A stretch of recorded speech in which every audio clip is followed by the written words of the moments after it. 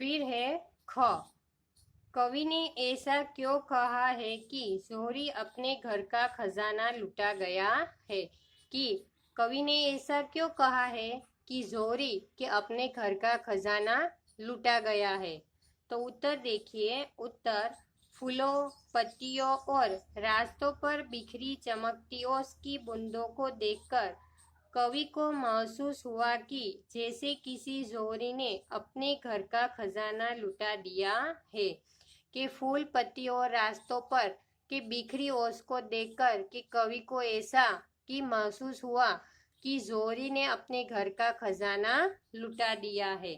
कि फूलों, पत्तियों और रास्तों पर बिखरी चमकती ओस की बूंदों को देखकर कवि को महसूस हुआ कि जैसे किसी जोहरी ने अपने घर का खजाना लुटा दिया है। फिर है ग। कवि ओस कणों का क्या करना चाहता है। कि ओस कणों यानी कि ओस की बूंदों कि वो उसका क्या करना चाहता है। तो इसमें उत्तर लिखिए। कवि ओस कणों को अपनी अंजलि में भरकर अपने घर ले जाना चाहता है।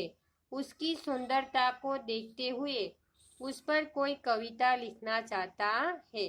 कि कवि ओस कणों को कि अपनी अंजलि में भरकर ये अपने घर ले जाना चाहता है और उसकी सुंदरता को देख देख कर कि उस पर कोई कविता लिखना चाहता है। फिर है दीर्घ उत्तरीय प्रश्न।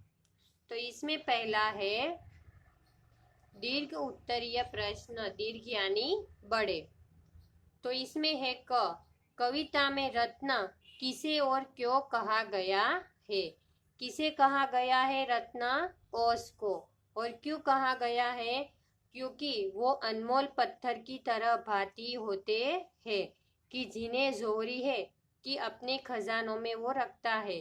कि यहाँ पर भी कवि ने ऐसी कल्पना की है कि ओस की बूंदे की रत्नों के समान लग रही है। तो उत्तर लिखिए इसमें। कविता में रत्न ओस को कहा गया है जो सुबह सवेरे रत्न की भांति चमकती है। रत्न अनमोल पत्थर की भांति होते हैं जिन्हें जोहरी अपने खजानों में रखता है। यहाँ कवि ने कल्पना की है कि ओस की बूंदें उन रत्नों के समान लग रही है जिसे ईश्वर रूपी जोहरी ने फूल पत्तियों पर बिखेर दिया है। कि ईश्वर रूपी जोहरी ने के फूल पत्तियों पर बिखेर दिया है। किसको। ओस को। तो वो ओस है रत्न के समान दिखाई देते हैं। कि कविता में रत्न ओस को कहा गया है जो सुबह सवेरे रत्न की भांति चमकती है। कि सुबह जब सूर्य के किरण उस पर पड़ते हैं तो वो रत्न के समान दिखते हैं। रत्न यानी अनमोल पत्थर की भांति होते हैं जिन्हें जोहरी अपने खजानों में रखता है।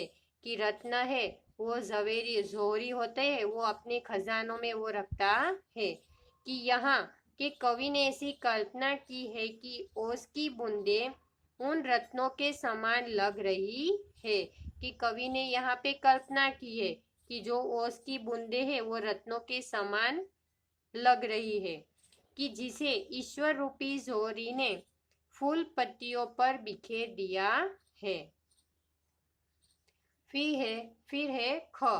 कवि को ऐसा क्यों प्रतीत हो रहा है कि उपवन में दिवाली मनाई जा रही है। कि कवि को ऐसा क्यों प्रतीत होता है कि वन उपवन में दिवाली मनाई जा रही है। तो इसमें उत्तर लिखिए। कि उपवन के फूल पत्तियों पर पड़ी ओस की नन्ही नन्ही बूंदों में सूरज की सुनहरी किरणें जब पड़ती है तो ऐसा लगता है कि दिए जल रहे हैं। इसलिए कवि को लगता है कि जैसे वन उपवन में ओस की बूंदों के द्वारा दिवाली मनाई जा रही है। कि उपवन के फूल पत्तियों पर पड़ी ओस की नन्ही नन्ही बूंदों कि पानी की जो बूंदें होती है वन उपवन में फूल पत्तियों पर वो सूरज की सुनहरी किरणें जब पड़ती है तो ऐसा लगता है कि दिए जल रहे हैं। तो इसलिए कवि को ऐसा लगता है कि जैसे वन उपवन में ओस की बूंदों के द्वारा दिवाली मनाई जा रही है।